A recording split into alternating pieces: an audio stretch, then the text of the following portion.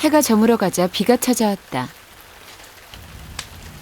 몸이 좋지 않은 아내와 도빈도령을 위해 아궁이에 불을 지피는 대환 씨.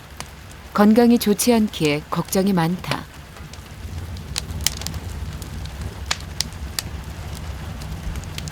원래 장문철 그냥 꿋꿋하고 또 집사람이 또 좀 허리 같은 거 안 좋으니까 이렇게 비 오면 좀 아프다고 하니까 좀 떼주면 좀 낫다고 해요. 걱정이 많이 될 수도 있어요. 예, 좀 걱정은 되죠. 에휴, 뭐 좋아지겠죠 뭐. 무속인을 사랑하고 결혼하기까지 쉬운 선택은 아니었다. 도빈도령 역시 앞으로 같은 아픔을 견뎌야 하기에 대원 씨는 마음이 쓰인다. 그 사이 안에서는 신어머니와 도빈도령이 마주 앉았다. 더운 여름 뜨거운 차를 마시며 인내하는 삶의 방법을 가르쳐주고 있는 것. 행여나 젊은 혈기에 제 본분을 잊을까 신어머니의 당부가 이어진다. 어때? 수수한데 엄마? 맞지? 응. 아카시아 꽃차 했지. 올해는 뭐 달맞이 꽃차도 해야지. 할머니 여름에 나오죠.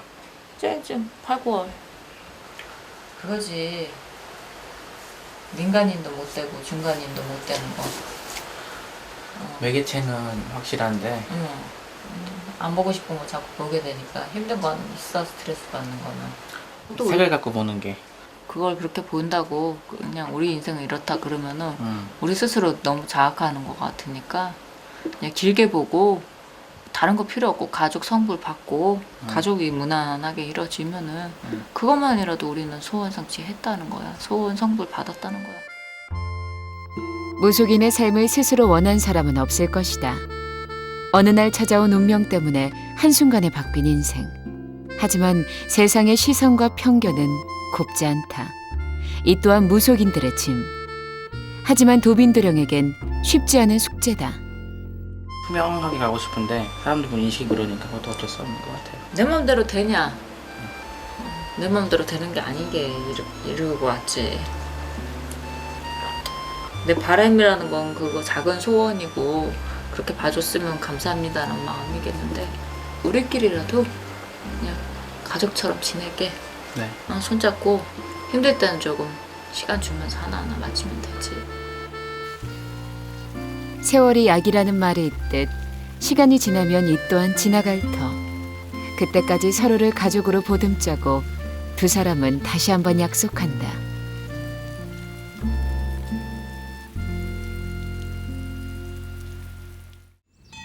다음 날 아침.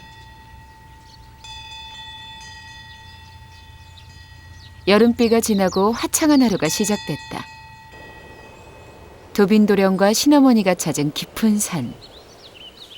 운동하고 기도하고 마음 좀 이렇게 다스리면 산만 보니까 응. 마음 비우는 건 좋아. 그 뜻이나들? 마음 비우려고 오는 건데 그러니까. 가장 큰 이유가 응. 아무 생각 다른 것 없어지고 때문에 오는 게 아니라 응. 이제 졸업하고 하나하나 니네 엄마도 좋아지고 너도 좋아지니까 좋다. 좋아져야죠. 거기서 사람이니까. 엄마 다른 건 모르겠고 응. 도빈이 졸업하는 거고 그거 때문에 그렇게 할 수 있으니까 엄마는 그게 좋아. 인가서 필요한 거는 그런 건 네가 필요했던 거는 그렇잖아. 세상 사람들이 볼 때는 그래도 기본 기준이 있어야 되는 거는 또 그걸 또 필요할 때는 졸업하는 것도 중요하더라, 그지? 언젠가는 다녀야 되겠고 얘기 들어보면은 응, 안 넣은 사람도 없고 요즘에는 그냥 다 나오니까 혼자 안 넣으면 또 그렇지. 그거 될 것 같아서 그럼 반년만 고생해. 6개월만 더 하면은 이제 나는 약속 지켰다. 아니 그건 없어요. 욕을 잘해서 그렇지. 여기 엄마 기본 말이고 애교잖아. 앞으로 두 사람이 가는 길도 이처럼 순탄치 않을 것이다. 하지만 도빈도령은 두렵지 않다. 신어머니가 앞장서 길을 내어주기에. 좀 이따 와. 이게 시작이에요. 여기 길에 길이 없네요. 없어요. 사람들이 안 다니니까 이쪽으로는.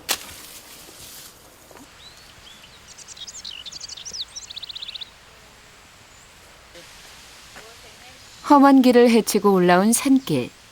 그 안에 작은 기도터가 있다.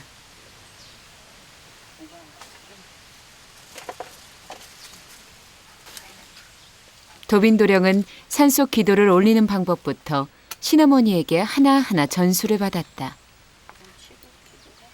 하지만 아직도 배울 게 많은 무속인의 길. 오늘은 함께 산기도를 올리며 마음을 다잡기로 했다.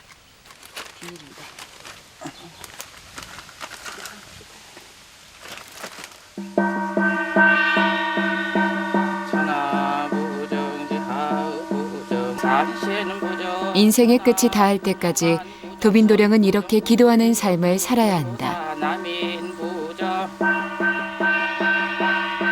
본인은 물론 수많은 사람들을 대신해 기도하는 인생. 스스로 원했든 원하지 않았든 신이 선택했기에 온 마음과 정성을 다해 기도해야 한다.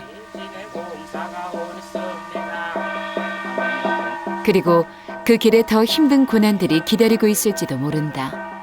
많이 했다, 그치? 눈 썰면서 벼락칠 때도 앞에서 기도하고. 그게 우리 삶이니까 다른 선택의 여지가 없잖아, 그치? 지금은 많이 바라는 건 없어요. 아유, 그 정도면 됐지. 하나하나 이루어졌으면 뭐 한꺼번에 뭐 되는 게 열심이고. 한꺼번에 떨어지지는 않아. 있는 선에서 그냥 이렇게 사는. 아우, 지금 이 정도면 충분해. 우리 수준에 맞춰서 가면 좋아. 이제는 됐어. 그만큼 했으니까 또 다른 인생 하나 또 공부하는 거니까 하나하나 공부해. 응? 네. 알았어. 우리랑 하러 이제 또 우리 아직도 도빈도령이 배워야 할 인생은 멀고도 험하다. 제가 고생했던 거는 겪게 하고 싶지가 않아서 부단히 잔소리 많이 해요. 그럼 이제 지가 겪어보면 이제 공부하니까 잘 이끌어주고 학원가 자체가 아니라 자기가 잘 찾아서 가는 것 같아요. 그러니까 그게 저는 더 뿌듯하니까 한 가지라도 더 가르쳐주고 싶고 그래요.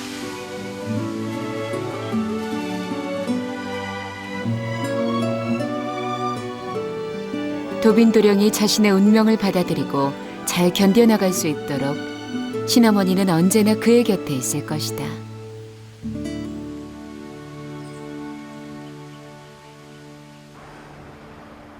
다시 도빈도령의 일상이 시작됐다. 특별한 약속이라도 있는지 법당을 정리하며 외출 준비에 한창이다. 올게요. 가방까지 메고 집을 나서는 도빈도령.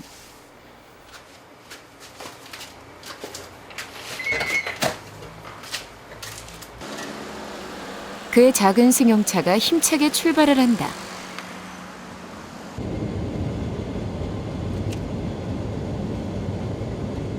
원주에서부터 직접 운전을 해 향한 곳은 강릉.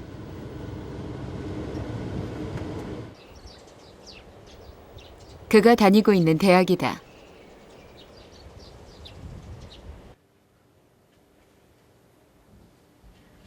방학 중인 학교를 찾아 제일 먼저 간 곳은 도서관.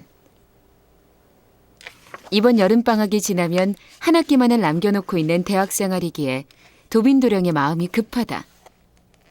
대학 입학과 동시에 신내림을 받았던 터라 제대로 졸업할 수 있을지 걱정이 많았다.